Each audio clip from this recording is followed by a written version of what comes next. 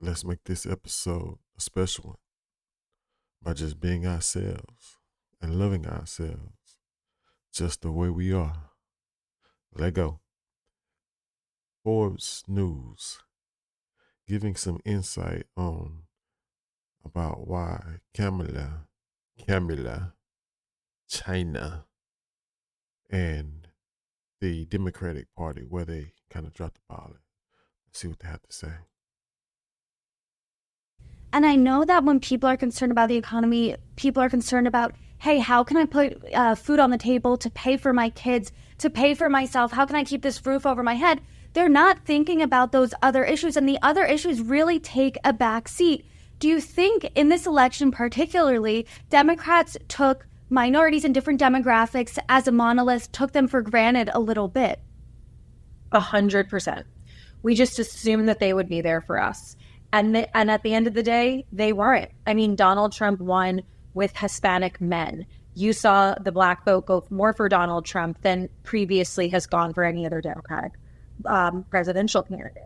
White women you see trending in that direction. He got more Jewish vote than traditionally is normal for the Democratic vote. And so he was able to knit together a coalition that, frankly, is very much what the Democratic coalition used to be. And somehow Democrats became the elitists in the party machine.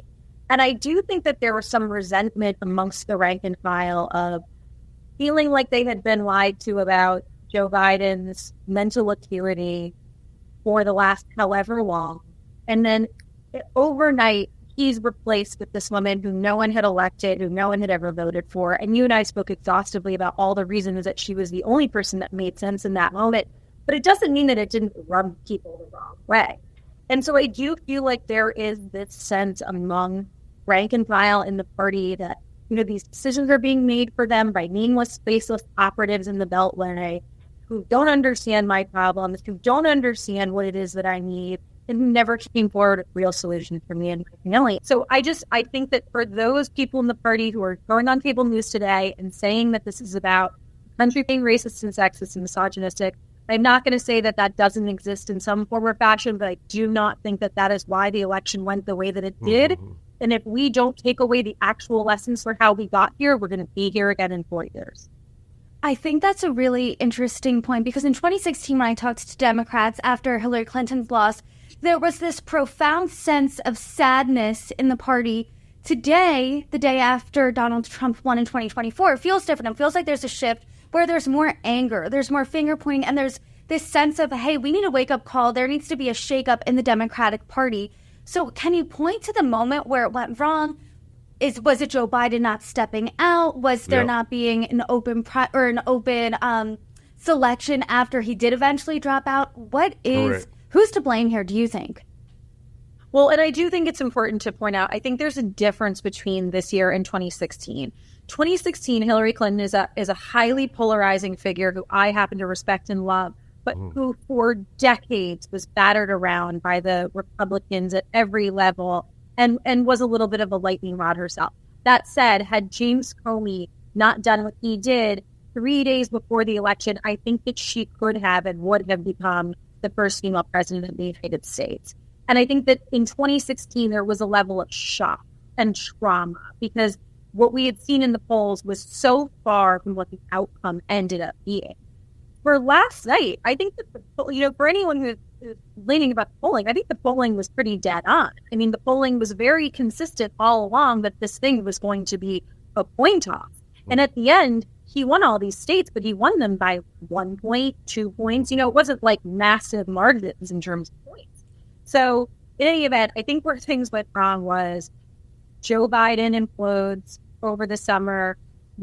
She had 100 days to stand up a campaign. It was very little time for her to really introduce herself to the public, to define herself in the eyes of the public. I do think that the campaign made a mistake for thinking that they could just run out the clock after she got that boomlet of energy coming out of the convention at the end of August. I really truly think they thought they could just burn down the clock across the finish line.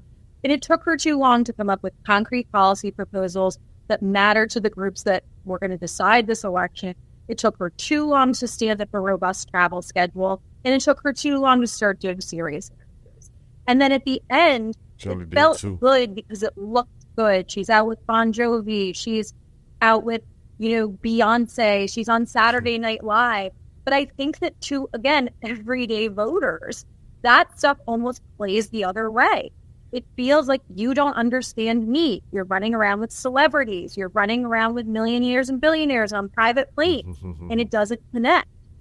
And so, I think that it was a confluence of events that no one could have predicted.